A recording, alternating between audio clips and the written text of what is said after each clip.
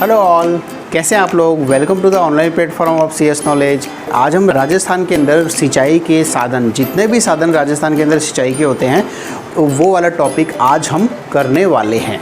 ठीक है, तो ये तो होगी टॉपिक की बात, लेकिन मैं आपको आज के वीडियो में एक स्पेशल चीज़ ये बताने वाला हूँ कि आज सिर्फ 4 स्क्रीनशॉट से आप पूरा का पूरा जो मैं आज पढ़ाने वाला हूँ, वो पूरा का पूरा वीडियो सिर्फ 4 स्क्रीनशॉट से आपको वो चीज़ समझ में आ जाएगी और आपका टाइम भी नहीं लगेगा और आपको वो चीज़ बहुत ही जल्दी आराम से समझ में आ जाएगी। तो ये टॉपिक बहुत ही जल्दी हो जाएगा और वो चीज़ कैसे होएगी वो मैं आपको पूरे वीडियो में, आप वीडियो को अंत तक देखिए, वीडियो को पूरा वॉच कीजिए और उसके बाद मैं आपको स्क्रीनशॉट की मैं आपको जगह बता देता हूँ। आप वहाँ पे स्क्रीनशॉट लीजिए और उसके बाद में आप उसको आराम से पढ़ सकते हैं और आपको वो चीज़ बहुत ही ईजीली याद हो जाएगी। ठीक है, तो आज बिना किसी देरी करते हुए आज का टॉपिक हम करेंगे, तो चलिए शुरू करते हैं।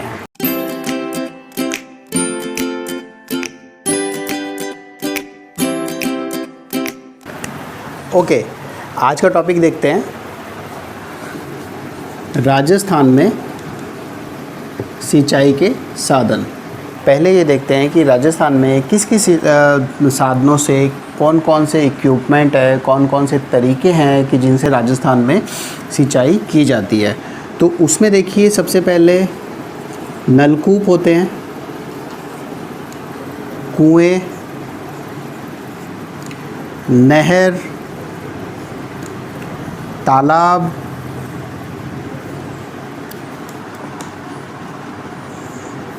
और कुछ वर्षा जल। ठीक है, तो ये कुछ साधन हैं राजस्थान में जिनसे कि राजस्थान में सिंचाई व्यवस्था देखी जाती है, सिंचाई की जाती है। और इसमें भी देखिए सर्वाधिक प्रतिशत आपको मिलेगा यहाँ पे नलकूपों से, ट्यूबवेल, बोरवेल या ज़मीनी पानी निकाल करके सर्वाधिक सिंचाई उसी से की जाती है। तो वो राजस्थान में 42% है और जो कुएँ हैं उससे लगभग 25% के आसपास सिंचाई होती है। और जो नहरें हैं यहाँ पर सर्वाधिक तो नहीं है, लेकिन नहरों का बहुत ही इम्पोर्टेंट रोल है, वो 30% है। ठीक है, और इनसे 2 और 1% के लगभग, मतलब बहुत ही कम माइनर में होती है। अब देखिए, नलकूपों से सर्वाधिक जो कृषि होती है राजस्थान में वो होती है जयपुर में। जयपुर में नलकूपों से सर्वाधिक होती है। उसके बाद में कुओं से देखेंगे, कुओं से भी सिंचाई जयपुर में ही ज़्यादा होती है। अब देखेंगे नहरें। अब नहरों के लिए सर्वाधिक श्री गंगानगर में होती है नहरें।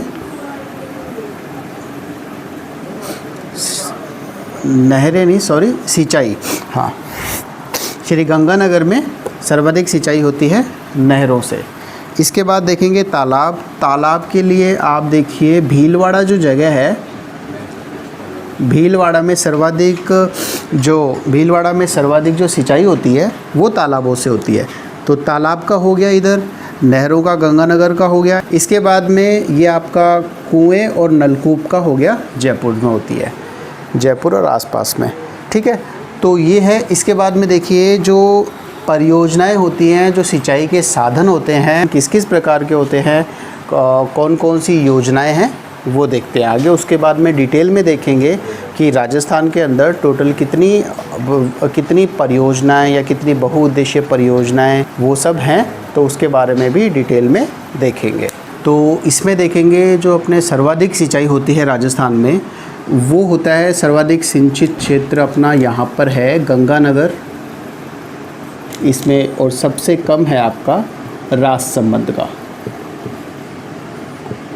ठीक है, इसके बाद में देखेंगे राजस्थान में कौन कौन सी फसलें हैं जो सर्वाधिक यहाँ पे पाई जाती हैं।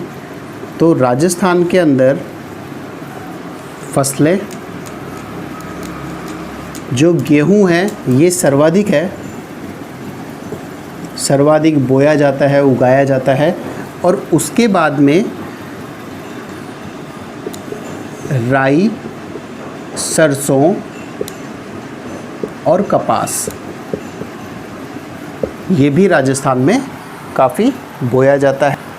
ठीक है, इसमें देखेंगे जो कुल कृषि क्षेत्र है उसके सर्वाधिक भाग में जो सिंचाई होती है वो तो आपको पता है, वो तो गंगानगर में है। और इसमें सबसे कम कौन सा, वो है आपका चूरू जिला। चूरू में होती है सबसे कम कृषि योग्य भूमि, चूरू में सबसे कम है।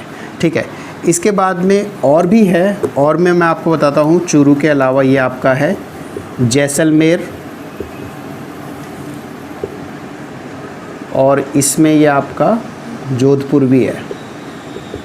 तो जैसलमेर जोधपुर का भी है, और चूरू में भी सबसे कम है। और इसके बाद में यहाँ पे ये बीकानेर। तो ये 4 ज़िले हैं जहाँ पर कृषि भूमि होने के बावजूद भी सिंचित क्षेत्र सबसे कम है। कुछ भी रीज़न हो सकता है, पानी की कमी होती है, पानी नहीं पहुँच पाता, या जो भी है। अब देखिए चूरू में है, चूरू जैसलमेर, यहाँ पे रेगिस्तान की वजह से सिंचाई नहीं हो पाती है। और जो बीकानेर है वहाँ पे कुछ जगह खारी भूमि है, कुछ जगह ऊंचाई नीचाई है, और पानी नहीं पहुँच पाता। अब जब सिंचाई का किया था, इंदिरा गांधी नहर का किया था, तब गंगा सिंह ने ही वहाँ पे इंदिरा गांधी नहर परियोजना सिंचाई के बारे में, बीकानेर के उद्धार के लिए ही ये सिंचाई व्यवस्था चालू की गई थी। लेकिन फ़ायदा किसको हुआ इसका सर्वाधिक? इसका सर्वाधिक फ़ायदा गंगानगर ज़िले को हुआ। तो वहाँ पर सिंचाई सर्वाधिक होती ही है, और बीकानेर को ज़्यादा प्रॉफिट नहीं हो पाया। तो वो तो खैर दूसरी बात है। लेकिन बीकानेर में यहाँ देखने वाली बात ये है कि सिंचाई कृषि भूमि होने के बावजूद भी यहाँ पर सिंचाई ज़्यादा नहीं हो पाती है। ठीक है, तो ये देखेंगे। इसके बाद में और डिटेल में देखते हैं सिंचाई के साधन कौन कौन से हैं, राजस्थान में कौन कौन सी परियोजनाएं हैं। देखिए इसमें एक तो लघु परियोजनाएं होती है, लघु सिंचाई परियोजनाएं।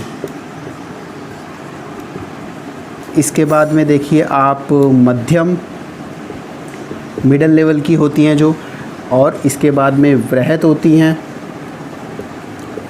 और इसके बाद में बहुउद्देश्य भी होती है, जो जिसका संबंध 1 या 2 राज्यों से होता है। तो यहाँ पर क्या है, यहाँ पर कितनी भूमि सिंचित की जाती है, देखिए 0 से लेके 2000 हेक्टेयर, ये आपका कृषि भूमि का सिंचित क्षेत्र है। तो ये आपका 0 से 2000 हेक्टेयर। इसके बाद में देखेंगे मध्यम वाले में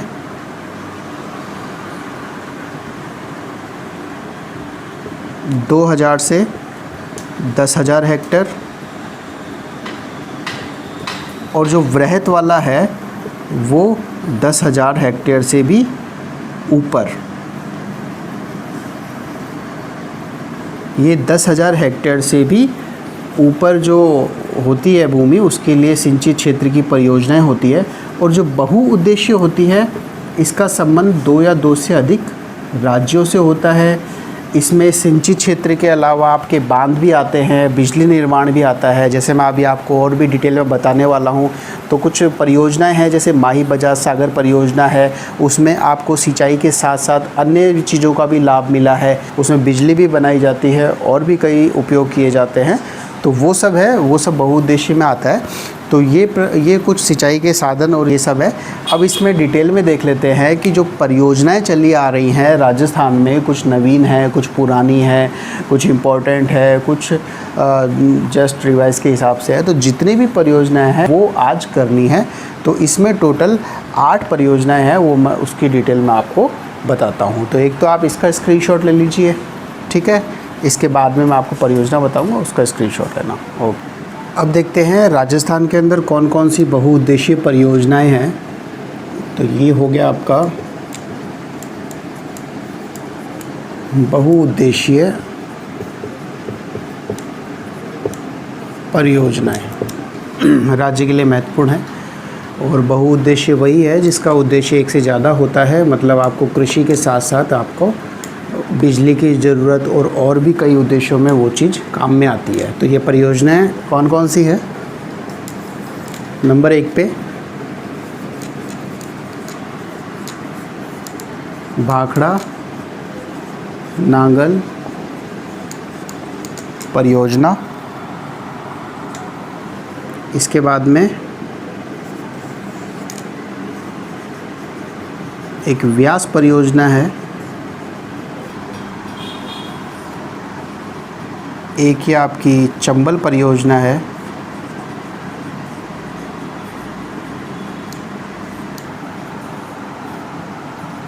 और एक आपकी ये बजाज सागर, माही बजाज सागर परियोजना है। टोटल 8 बहुउद्देशीय परियोजना है राजस्थान में। अभी एक बार ये देखते हैं 4, इनकी डिटेल देख लेते हैं। सबसे पहले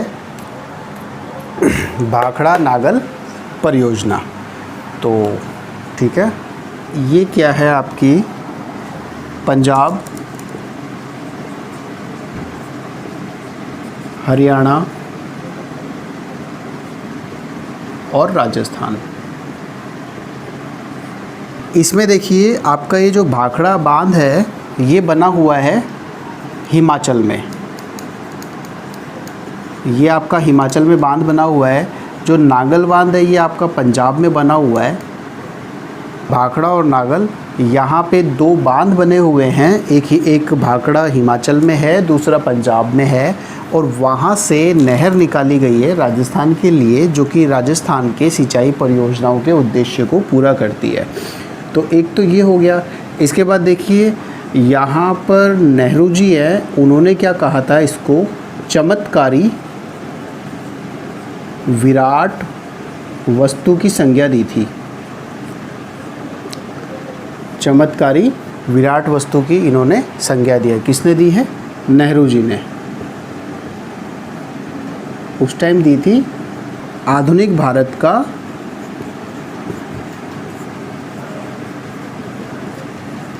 नवीन मंदिर, है ना, नवीन मंदिर भी इसको नेहरू जी ने बोला था।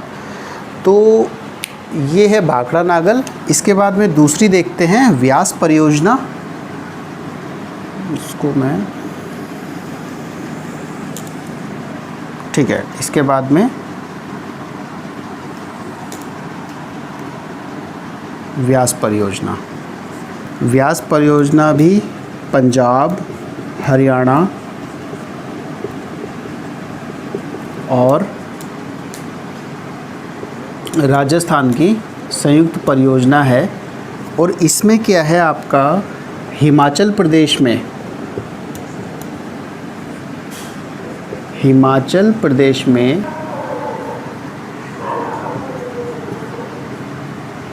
पंडोह और पोंग ये बांध निर्मित हैं 2, और ये व्यास परियोजना है, और ये व्यास नदी पे ही है ना, व्यास नदी पर निर्मित है। तो ठीक है। इसके बाद में तीसरा देखते हैं चंबल परियोजना।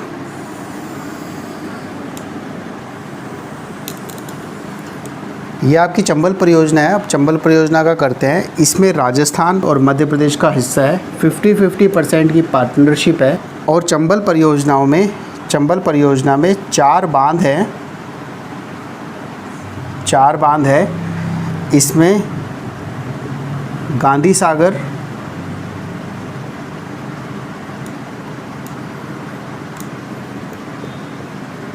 कोटा बैराज,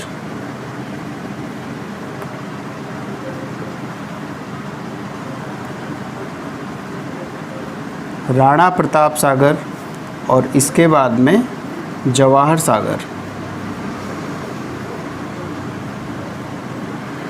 ये 4 बांध है राजस्थान में। गांधी सागर आपको पता है, लास्ट वीडियोज़ में आपने देखा होगा, मंदसौर एमपी में है, कोटा बैराज कोटा में है, राणा प्रताप आपका चित्तौड़गढ़ में है, और जवाहर सागर है आपका बूंदी में। ठीक है। इसके बाद में ये है, और इसमें जो लाभान्वित ज़िले हैं वो आपका राजस्थान में कोटा, बूंदी और बारां, ये 3 डिस्ट्रिक्ट हैं। ये लाभान्वित है। इसमें इस वाली चंबल परियोजना से, और ये राजस्थान और एमपी की संयुक्त परियोजना है और बहुत ही इम्पोर्टेंट है क्योंकि इसमें बांध भी हैं चारों, और ये आपको बता दिया है। ठीक है, तो इसके बाद में आगे का देखते हैं, आप इसका स्क्रीनशॉट ले सकते हैं। ठीक है, इसके बाद में देखते हैं आगे।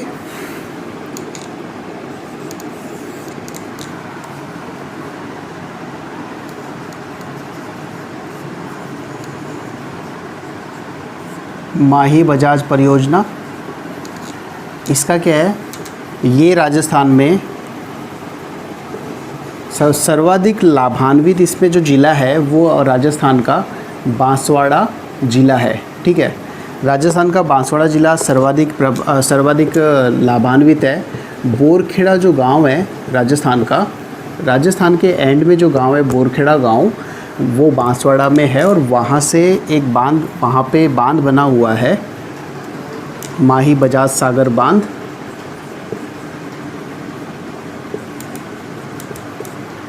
और गुजरात में कड़ाना बांध बना हुआ है। ठीक है, राजस्थान के बोरखेड़ा गांव में माही बजाज सागर बना हुआ है और गुजरात में कड़ाना बांध बना हुआ है। ठीक है, तो ये राजस्थान में है। सर्वाधिक लाभान्वित ज़िला राजस्थान का यही है। उसके बाद इस वाली परियोजना का अधिकतर लाभ गुजरात को ही मिलता है। कागदी पिकअप बांध जो है आपका, वो भी आपको, ये भी बांसवाड़ा के अंदर है। इसमें टोटल जो हिस्सेदारी है राजस्थान की और गुजरात, टोटल जो आपकी हिस्सेदारी है वो है 45 और 55 की। तो ये इनकी पार्टनरशिप है। राजस्थान का हिस्सा 45% है और गुजरात का हिस्सा 55% है। ठीक है, इसके बाद में अगला देखते हैं।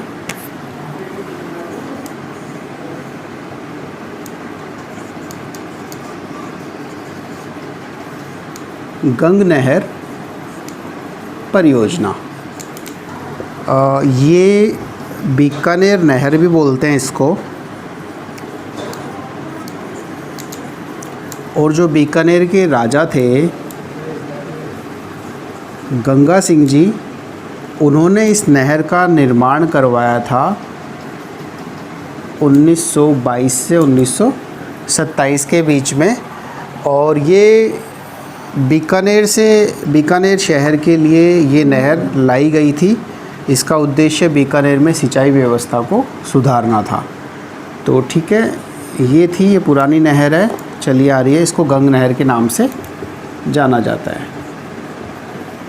ओके, ठीक है, अगला देखते हैं। ये है आपका राजीव गांधी सिद्धमुख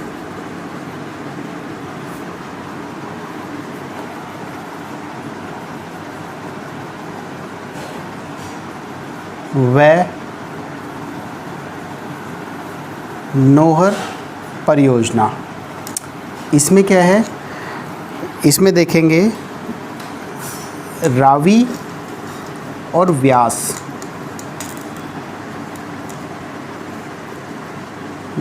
रावी और व्यास नदियों से ये परियोजना बनाई गई है। और इसका सोनिया गांधी ने 2002 में उद्घाटन किया था। तो ठीक है, बेसिकली यही है, रावी गांधी सिद्धमुख परियोजना है। तो रावी और व्यास नदियों के ऊपर ये परियोजना बनाई गई है। और इसका लाभान्वित ज़िला, ये जो भाखड़ा नागल नहर निकाली गई थी राजस्थान में, देखिए मैं आपको बताता हूँ।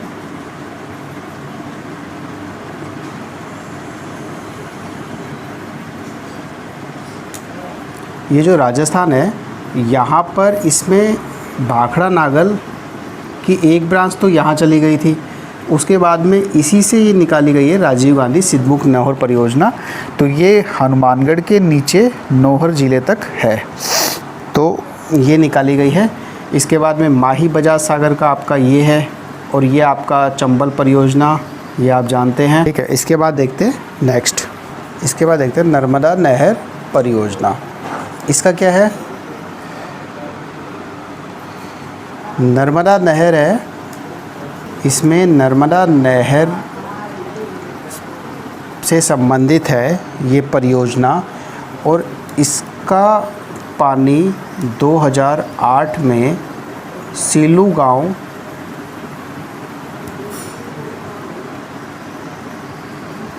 जालौर तक पहुंचा है। वैसे क्या परियोजना है ये इसलिए बताया क्योंकि ये क्वेश्चन ऐसा कैसा आया हुआ था एग्ज़ाम में। नर्मदा नहर का जल का उपयोग करना इसका प्रमुख उद्देश्य था, और इसका पानी सरदार सरोवर बांध, इसका जो स्रोत है आपका इसका यहाँ पे बना हुआ है, सरदार सरोवर बांध है वो इसका स्रोत है। ठीक है, तो ये है एक तो आप एक बार सेकेंडली आप इसका ये है, आप इसका स्क्रीनशॉट ले लीजिए।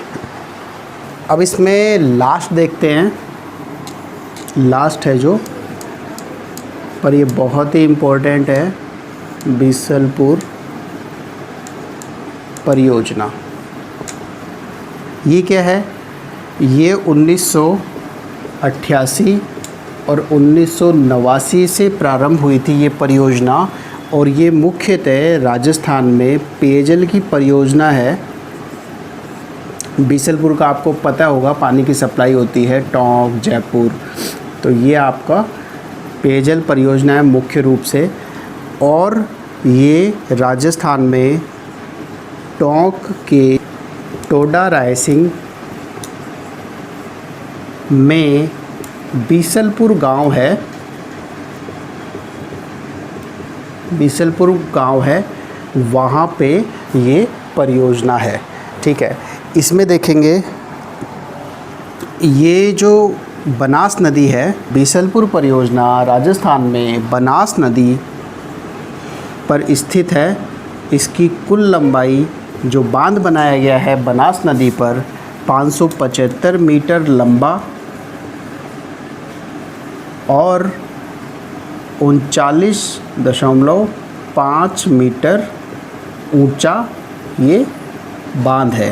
तो ये बनास नदी पर बनाया गया बांध है, बीसलपुर परियोजना है, टोंक ज़िले के टोडा रायसिंग में इसकी लोकेशन है।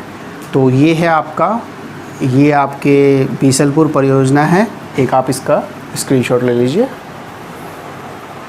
तो ठीक है, देखिए आज हमने ये सब चीज़ जानी है, ये चीज़ समझिए, जो राजस्थान के सिंचाई साधन हैं वो किए हैं अच्छे से। अब ये इसमें मैंने आपको सिर्फ 4 स्क्रीनशॉट, मुश्किल से शायद 3 या 4 स्क्रीनशॉट पूरी क्लास में बताए होंगे आपको, वो आप 4 स्क्रीनशॉट ले लीजिए। आपको पूरी की पूरी जो क्लास है उसमें जो क्या बताया गया है पूरा आपको सार मिल जाएगा, और उन 4 स्क्रीनशॉट का लिंक मैं आपको डिस्क्रिप्शन में डाल दूँगा, तो आप वहाँ से भी वो चीज़ ले सकते हैं। बस ये है कि राजस्थान में जो सिंचाई के साधन है ये बहुत ही इम्पोर्टेंट है, एग्ज़ाम के पर्पज़ से, एग्ज़ाम के पॉइंट ऑफ व्यू से ये बहुत ही इम्पोर्टेंट है। आपको इसको अच्छे से करना है, और ये जो परियोजनाएं हैं इसके बारे में सेम ऐसे के ऐसे ही सवाल किए जाते हैं। तो ठीक है, आप चीज़ों को देखिए, समझिए, जानिए, याद कीजिए, और हम मिलते हैं राजस्थान के किसी और टॉपिक में राजस्थान की अगली क्लास में। Okay, thank you.